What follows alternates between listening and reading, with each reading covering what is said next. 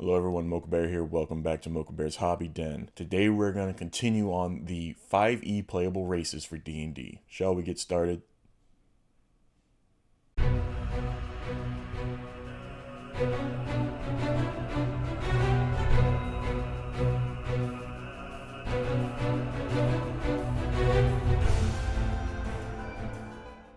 So in the last episode, we ended with the humans in the player's handbook.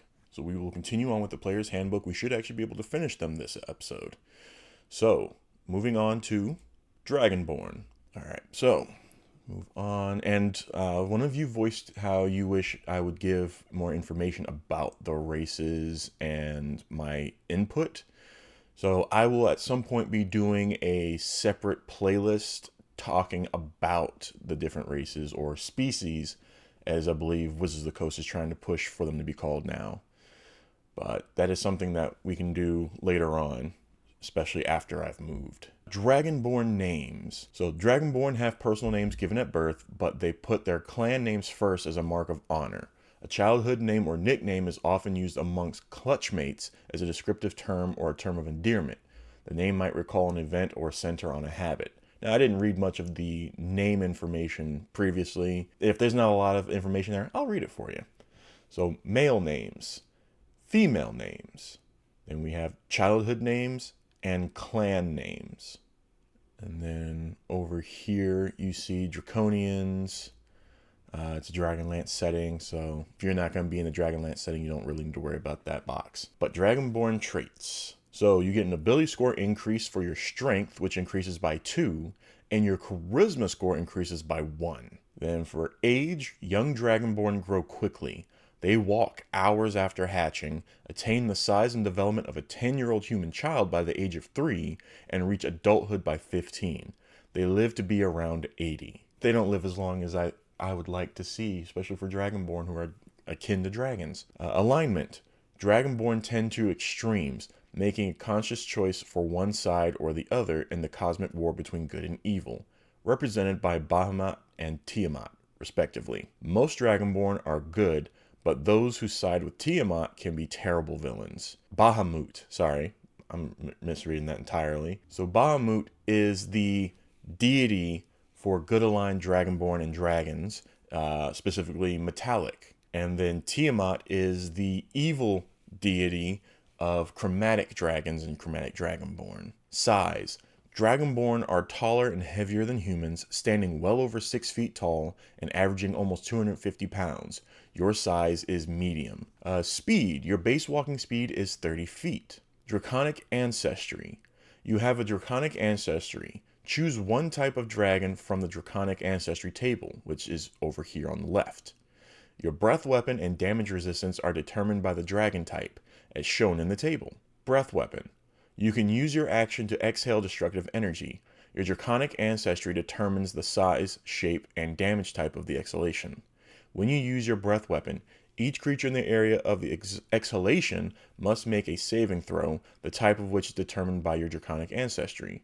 The DC for this saving throw equals 8 plus your constitution modifier plus your proficiency bonus. A creature takes 2d6 damage on a failed save and half as much damage on a successful one. The damage increases to 3d6 at 6th level, 4d6 at 11th level, and 5d6 at 16th level. After you use your breath weapon, you can't use it again until you complete a short or long rest. Damage resistance. You have resistance to the damage type associated with your draconic ancestry. So, breath weapon and damage resistance, we're moving over to the draconic ancestry table. So black dragon ancestry is acid damage, blue is lightning, brass is fire, bronze is lightning, copper is acid, gold is fire, green is poison, red is fire, and silver and white are both cold. Languages. You can speak, read, and write Common and Draconic. Draconic is thought to be one of the oldest languages and is often used in the study of magic. The language sounds harsh to most other creatures and includes numerous hard consonants and sibilants. And that's all of the racial traits for the Dragonborn. There's one racial trait that I feel the Dragonborn should have gotten because of their akin to dragons. Dark vision. They should have dark vision. Now, of course, you can homebrew dark vision into your games for your Dragonborn players if you want. I feel like it should be in there for sure. Homebrew, it's a beautiful thing. So if you want, you can pause the video here and read the information about the gnomes. I hope that I was stopped long enough for you to be able to pause the Dragonborn information. Apologies if I didn't. Okay, here we go. Gnome names. We have male names, female names, clan names, and nicknames. And above the names, you can see a box for deep gnomes, which is a third subrace option. That is actually in another book in more detail, which I'll go over when we get to there. But gnome traits. Ability score increase. Your intelligence score increases by 2. Age. Gnomes mature at the same rate humans do, and most are expected to settle down into adult life by around age 40. They can live 350 to almost 500 years. Alignment. Gnomes are most often good. Those who tend toward law are sages, engineers, researchers, scholars, investigators, or inventors. Those who tend towards chaos are minstrels, tricksters, wanderers, or fanciful jewelers. Gnomes are good-hearted, and even the tricksters among them are more playful than vicious. Size. Gnomes are between 3 and 4 feet tall and average about 40 pounds. Your size is small. Speed. Your base walking speed is 25 feet. Dark vision. It's the same thing that was with the dwarves in the last episode. If you haven't watched that, why are you watching this one first? Gnome cunning. You have advantage on all intelligence, wisdom, and charisma saving throws against magic. Languages. You can speak, read, and write Common and Gnomish. The Gnomish language, which uses the Dwarvish script, is renowned for its technical treatises and its catalog of knowledge about the natural world. Subrace. 2 subraces of gnomes are found among the worlds of D&D. Forest gnomes and rock gnomes. Choose one of these subraces. But of course, we also noted the deep gnomes, which are Snifnerblin, if I remember that correctly. It's been a while since I've actually read their true name. So, forest gnomes. Ability score increase. Your dexterity score increases by 1. Natural illusionist. You know the minor illusion cantrip. Intelligence is your spellcasting ability for it. Speak with small beasts. Through sounds and gestures, you can communicate simple ideas with small or smaller beasts. Forest gnomes love animals and often keep squirrels, badgers, rabbits, moles, woodpeckers, and other creatures as beloved pets. Rock gnomes. Ability score increase. Constitution score increases by 1. Artificer's lore. Whenever you make an intelligence history check related to magic items, alchemical objects, or technological devices, you can add twice your proficiency bonus instead of any proficiency bonus you normally apply. Tinker. You have proficiency with artisan's tools, tinker's tools. Using those tools, you can spend 1 hour and 10 gold pieces worth of materials to construct a tiny clockwork device. Armor class is 5, has 1 hit point. The device ceases to function after 24 hours unless you spend 1 hour repairing it to keep the device functioning, or when you use your action to dismantle it. At that time, you can reclaim the materials used to create it. You can have up to 3 such devices active at a time. When you create a device, choose one of the following options. Clockwork toy. This toy is a clockwork animal, monster, or person, such as a frog, mouse, bird, dragon, or soldier. When placed on the ground, the toy moves 5 feet across the ground on each of your turns in a random direction. It makes noises as appropriate to the creature it represents. Fire starter. The device produces a miniature flame, which you can use to light a candle, torch, or campfire. Using the device requires your action. Music box. When opened, the music box plays a single song at a moderate volume. The box stops playing when it reaches the song's end or whenever it is closed. Half-elves. Let me bring it up here so you can see the picture of the half-elf. You can pause it here if you want to read this information.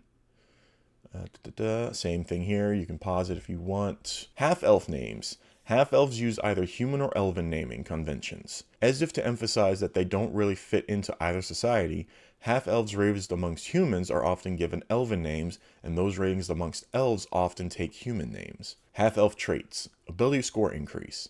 Your charisma score increases by 2, and 2 other ability scores of your choice increase by 1. So you can see why a lot of people, especially beginners, would pick the half-elf as their beginning race, because that is a big boost.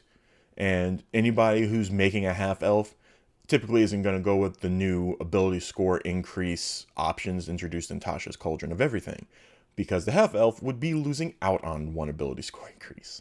Age. Half-elves mature at the same rate humans do and reach adulthood around the age of 20. They live much longer than humans, however often exceeding 180 years. Alignment. Half-elves share the chaotic bent of their elven heritage. They value both personal freedom and creative expression, demonstrating neither love of leaders nor desire for followers. They chafe at rules, resent others' demands, and sometimes prove unreliable or at least unpredictable. Size. Half-elves are about the same size as humans, ranging from 5 to 6 feet tall. Your size is medium. Speed. Your base walking speed is 30 feet. They also have dark vision. Fey ancestry. You have advantage on saving throws against being charmed, and magic can't put you to sleep. Skill versatility. You gain proficiency in 2 skills of your choice. Languages. You can speak, read, and write Common, Elvish, and 1 extra language of your choice. So, half-elves make really good bards. Really good bards. They also make really good sorcerers. Half-orc. So, again, you can pause if you want to read this. Moving on. Again, you can read that if you want. But half-orc names. Half-orcs usually have names appropriate to the culture in which they were raised. A half-orc who wants to fit in amongst humans might trade an orc name for a human name. Some half-orcs with human names decide to adopt a guttural orc name because they think it makes them more intimidating. So you have male orc names, female orc names. That's it. The half-orc traits. Ability score increase. Your strength score increases by 2, and your constitution score increases by 1. So they're good for barbarians. Age. Half-orcs mature a little faster than humans, reaching adulthood around age 14. They age noticeably faster and rarely live longer than 75 years. Sad. Alignment. Half-orcs inherit a tendency toward chaos from their orc parents and are not strongly inclined toward good. Half-orcs raised among orcs and willing to live out their lives among them are usually evil. Size. Half-orcs are somewhat larger and bulkier than humans, and they range from 5 to well over 6 feet tall. Your size is medium. Speed. Your base walking speed is 30 feet. They get dark vision. Menacing. You gain proficiency in the intimidation skill.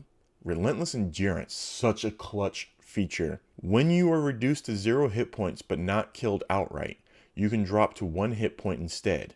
You can't use this feature again until you finish a long rest. Savage attacks. When you score a critical hit with a melee weapon attack, you can roll one of the weapon's damage dice 1 additional time and add it to the extra damage of the critical hit. Languages. You can speak, read, and write Common and Orc. Orc is a harsh, grating language with hard consonants. It has no script of its own, but is written in the Dwarvish script. And then lastly, the Tiefling. A very good race to start out with as well. They have more customization options, sub-race and features-wise, in another book that we will get to later on. Tiefling names. Tiefling names fall into the 3 broad categories. Tieflings born into another culture typically have names reflective of that culture. Some have names derived from the infernal language, passed down through generations, that reflect their fiendish heritage. And some younger tieflings, striving to find a place in the world, adopt a name that signifies a virtue or other concept and then try to embody that concept. For some, the chosen name is a noble quest. For others, it's a grim destiny. So you have male infernal names, female infernal names, and virtue names. But of course, you can pick a name that's fitting to where the setting is that your character could be from. If they're raised by humans, they can have a human name. Tiefling traits. Ability score increase. Your intelligence score increases by 1, and your charisma score increases by 2. Really good for bards, sorcerers, and even warlocks. Age. Tieflings mature at the same rate as humans, but live a few years longer. Alignment. Tieflings might not have an innate tendency toward evil, but many of them end up there. Evil or not, an independent nature inclines many tieflings towards a chaotic alignment. Size. Tieflings are about the same size and build as humans. Your size is medium. Speed. Your base walking speed is 30 feet. Again, dark vision. Hellish resistance. You have resistance to fire damage. Infernal legacy. You know the thaumaturgy cantrip. Once you reach 3rd level, you can cast the Hellish Rebuke spell once per day as a 2nd level spell. A great spell to have. Once you reach 5th level, you can also cast the Darkness spell once per day. Charisma is your spellcasting ability for these spells. Lastly, languages. You can speak, read, and write Common and Infernal. So that is all the playable races or species as they're being referred to now for the player's handbook for 5e. These are the beginning race options that they give you. I always highly recommend, if you are a first-time player, start out with this book. It is the first book that anyone should get if they're getting into D&D 5e. Always start out with the Player's Handbook. If you're DM, then you can move on to the Dungeon Master's Guide. But again, you can get PDFs. We're looking at a PDF here. But the main goal was to make this informative and helpful to all of you out there, especially new players, to Dungeons & Dragons 5th edition. I'm probably not going to be getting many more of the new books by Wizards of the Coast. I didn't get their Giants book, and I think there was one more, the Black Obelisk. I didn't get that. I think there's one more, but the last book I got from them was the Golden Key, Vault of the Golden Key or something like that. That's the last official 5th edition book I got. I kind of fell out of supporting Wizards of the Coast when the OGL fiasco happened last year, beginning of last year. I was actually around this time last year thinking about it. I did see that there's a new book coming out that I'm going to want to get. It's got Vecna in it, so that might be the only thing I get from them. Everything else is mostly third party. Now, I said this in the last video, once we finish the official Wizards of the Coast books that I physically own, we'll be moving on to the third party books with all of their stuff. That I'm super excited for. But if you found this episode helpful, informative, interesting, please give this video a like. Hit that like button. Hit the subscribe button if you haven't subscribed already. Hit the bell icon, set notifications to all so you get notified when I upload videos. Because I do upload Kickstarter promo videos, nowhere as much as I was, but I've got some projects that are coming out soon that I am going to be backing and promoting on here. And who knows, I might be doing some live streaming once I'm at the new place for my Warhammer and D&D mini building and painting. We'll see. But also, please comment down below if you found this informative, if there's more you want to learn about these races, if there's a particular race in this book that you saw that you want more info on, comment down below. I've said I'm going to do a separate playlist just like talking about the different races and their information. Let me know what you're interested in, and I will gladly do a video for it at some point in the near future. Lastly, please share this video, help spread awareness of my channel, of this playlist, as well as of the hobby. We need to continue to build our strong community here. But I'm going to go ahead and end it there, so please, as always, take care of yourselves. Until next time, hobby on.